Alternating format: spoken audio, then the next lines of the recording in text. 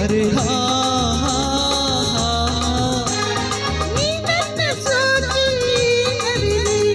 ಪ್ರಣಯದ ಬೆಂಕಿಗೆ ನೀ ಸೆಳೆದೆ.